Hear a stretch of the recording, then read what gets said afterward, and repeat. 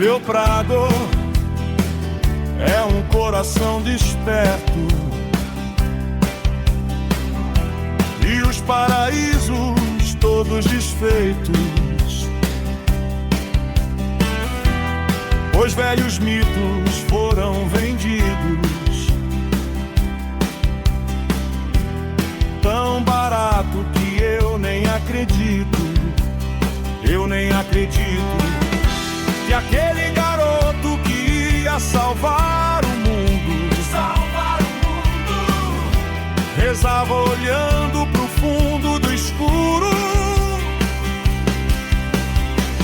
Meus santos caíram do pedestal, meus deuses viraram pó. Sabe, quando a gente pensa na ideia de bondade, a imagem que vem na cabeça é, tipo, quase imediata, né? Uhum. É algo muito visual e tátil. Exato. É tipo, alguém tá com frio na rua, a gente vai lá e entrega um cobertor. Ou tem uma pessoa com fome ali na esquina e a gente oferece um prato de comida. O impacto é instantâneo. E é uma sensação profundamente reconfortante, sabe? Existe aquela urgência física gritante ali na sua frente e você faz uma ação direta para suprir isso.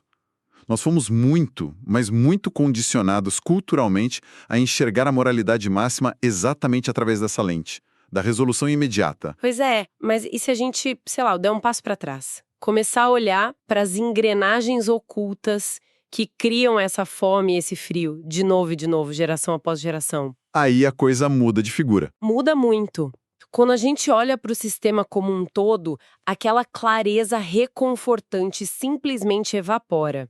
A gente entra num território super espinhoso e a pergunta que não quer calar é: e se essa nossa ideia clássica de bondade não estiver de fato consertando a pobreza, mas sim ajudando a manter a máquina quebrada exatamente do jeito que tá? Essa é a provocação central de hoje. Bom, sejam todos muito bem-vindos e bem-vindas a mais um Mergulho Profundo.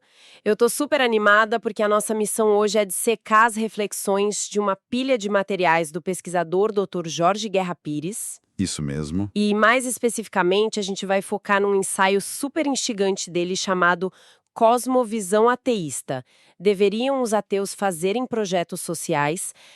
Assim, um texto que te força a reavaliar muita coisa que a gente aceita como verdade absoluta. E, antes da gente mergulhar de cabeça, eu preciso dar um recado super rápido. Manda bala. A gente tem que fazer aquele anúncio oficial, mas é algo que tem tudo a ver com o papo de hoje. O Dr. Jorge está lançando um livro novo chamado O Paradoxo de Einstein, Ciência, Ética e o Deus Cósmico. É o livro 2 da série Mente Ateísta. Ah, legal mencionar isso, porque complementa muito o ensaio. Demais! E já está disponível nas lojas da Amazon, logo menos chegam as versões em audiolivro e impresso. E um detalhe super prático, gente, não precisa ter um Kindle físico para ler, tá? Nossa, sim, muita gente ainda acha isso. Pois é. O próprio aplicativo da Amazon deixa você baixar e ler em qualquer smartphone ou tablet, super fácil. E, só para quem ainda não conhece a figura, o Dr. Jorge é um escritor e pesquisador independente com PhD em bioinformática. O cara é simplesmente apaixonado por biologia, matemática e programação. Uma bagagem bem pesada nas ciências exatas e biológicas. Muito pesada. Ele passou por instituições gigantes, tipo a Universidade L'Aquila, na Itália, a Universidade Técnica de Gdansk, e aqui no Brasil, USP, UFBA, Fiocruz.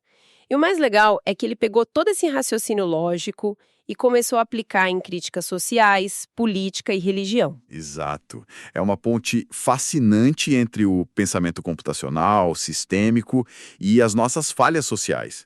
Mas, olha, antes da gente avançar para os argumentos do texto, eu preciso deixar um aviso aqui, um alinhamento bem importante para quem está escutando a gente. Fundamental. As fontes que a gente vai analisar hoje contêm críticas sociológicas bem contundentes. Elas tocam em visões sobre o cristianismo, sobre o ateísmo e podem esbarrar em questões politicamente ou culturalmente sensíveis. Então, que fique cristalino, nós aqui não estamos tomando partido, tá? Zero. Nem para um lado, nem para o outro. Perfeito. Não estamos endossando nem atacando nenhuma religião ou posição política. O nosso papel hoje é ser puramente um guia imparcial. A gente só vai mapear e expor as ideias do material original para que vocês aí do outro lado façam as próprias reflexões. Ok, vamos desempacotar isso. O texto começa jogando um holofote imenso numa contradição histórica que, olha, chega a doer. O autor levanta aquele fato inegável de que o cristianismo é a força cultural e institucional dominante no Ocidente há uns 2000 anos. Quase 2 milênios moldando impérios, leis, governos. Isso. E aí a provocação estrutural dele é por que, depois de todo esse tempo e com todo esse poder, não rolou uma mudança permanente para acabar de vez com a pobreza extrema? O que é fascinante aqui é como a própria pobreza acaba sendo, enquadrada na narrativa religiosa. Ele pega aquela famosa citação bíblica atribuída a Jesus, lá no Evangelho de Marcos, aquela que diz: "Os pobres sempre estarão entre vocês." Nossa, essa frase é super repetida. Muito. E, sociologicamente falando, o Dr. Jorge argumenta que aceitar essa frase como uma premissa imutável mostra uma incapacidade brutal de imaginar uma sociedade sem miséria. É como se fosse uma lei natural, né? Exatamente. A miséria deixa de ser vista como um problema de engenharia social que pode ser resolvido e vira uma lei da física. Tipo a gravidade. Você não luta contra a gravidade, você só aceita e lida com ela. Exato. E se você acha que a pobreza é inevitável, você para de gastar energia buscando uma cura definitiva. Você foca só em tratar os sintomas diários. É como se a gente chegasse num pronto-socorro com um paciente que está com uma fratura exposta, o osso quebrado para fora, e um médico fosse lá e só desse analgésico. Uma ótima O analogia. paciente para de gritar de dor por umas horas, o médico vai para casa se sentindo um super-herói porque tirou a dor da pessoa, mas o osso, meu Deus, continua completamente quebrado. E o sistema adora isso, porque, na visão do autor, a caridade vira esse analgésico. O ato de dar esmola ajuda a manter essa máquina quebrada funcionando, mas em silêncio, sem ninguém reclamar muito alto. Então a caridade, de certa forma, administra a pobreza em vez de acabar com ela. Perfeito. O Dr. Jorge usa um conceito do Nietzsche que chama vício de virtude. Vício de virtude. Forte isso. Muito. A ideia é que a caridade, historicamente, focou muito mais em quem pratica a ação do que em quem recebe. É uma busca por status moral na comunidade ou um acúmulo de, digamos, pontos de karma para garantir uma recompensa numa vida após a morte. O que gera uma dependência meio bizarra, né? Porque pensa bem, para eu exercitar a minha virtude e me sentir uma pessoa maravilhosa, eu preciso obrigatoriamente que exista alguém sofrendo ali na calçada para receber a minha ajuda. O vulnerável vira um instrumento para sua salvação. E tem uma história pessoal do autor no material que ilustra perfeitamente como a gente normaliza essa bizarrice. Ah, a história da Europa e do Rio de Janeiro. Conta essa. Pois é, ele morou um tempo na Europa. E ele relata que lá, por ter um estado de bem-estar social mais robusto, a miséria extrema era muito pontual. Ele até esquecia que a pobreza existia naquele nível mais severo. Mas aí ele voltou para o Brasil, especificamente para o Rio de Janeiro. O choque deve ter sido absurdo. Ele descreve isso. Famílias inteiras morando em barracas de plástico nas calçadas, pessoas sem banheiro vivendo nas ruas. Mas o que mais chocou ele, a ponto de dar um quadro depressivo no começo, não foi só a degradação em si, foi a anestesia. A anestesia das outras pessoas, né? Passando do lado como se fosse paisagem. Sim, milhares de pessoas passando por ali todos os dias normalizando aquilo. E ele aponta uma ironia gigante. A gente está no país com a maior população católica do mundo. No Rio, você tem o Cristo Redentor gigantesco de braços abertos. É o símbolo supremo da compaixão. E ainda assim, o silêncio diante daquela miséria no asfalto é ensurdecedor. Nossa, é a estátua abraçando a cidade lá de cima, mas a estrutura moendo as pessoas lá embaixo. E ninguém paralisa a cidade para resolver isso em definitivo. Agora, saindo um pouco dessa crítica da caridade individual e indo para os números globais, porque aqui é onde a coisa fica realmente interessante. Quando a gente olha os estudos sobre generosidade, à primeira vista parece que a religião ganha de lavada, certo? Pessoas religiosas doam muito mais dinheiro. É o que os dados brutos de muitos estudos mostram. Países como os Estados Unidos, Suécia, Egito, Líbano. Sempre que você pega os números gerais, religiosos aparecem doando mais tempo e dinheiro. Mas aí o autor vira esse argumento de cabeça para baixo. Ele vira completamente. Ele pede para a gente olhar para onde essas doações altas estão acontecendo. fora do eixo que os sociólogos chamam de weird, né? Que seria o Ocidente educado, industrializado, rico e democrático. Em países mais pobres e desiguais, essa doação excessiva não é um altruísmo universal puro. É proteção, né? Sobrevivência. Isso. É um viés de grupo, o famoso in-group bias. O Estado falha miseravelmente. Não tem hospital, não tem escola boa, não tem segurança. Então a pessoa se agarra à igreja dela, à tribo dela. Ela doa tudo ali pra dentro porque, se ela cair, é aquela rede que vai segurar ela, não o governo. Pense nisso como o ato de compartilhar a lenha. Imagina que a gente está no meio de uma nevasca, num acampamento sem abrigo nenhum. Quem divide a sua lenha com as outras 3 pessoas da barraca é visto como o ser humano mais generoso do universo, porque aquilo ali é a diferença entre viver e morrer congelado. Uma imagem perfeita para o assistencialismo num país com alta desigualdade. Né? Agora, pega essa mesma galera e coloca dentro de um prédio super moderno com aquecimento central perfeito. Ninguém no corredor tá dando lenha pro vizinho. Porque não precisa. Exatamente.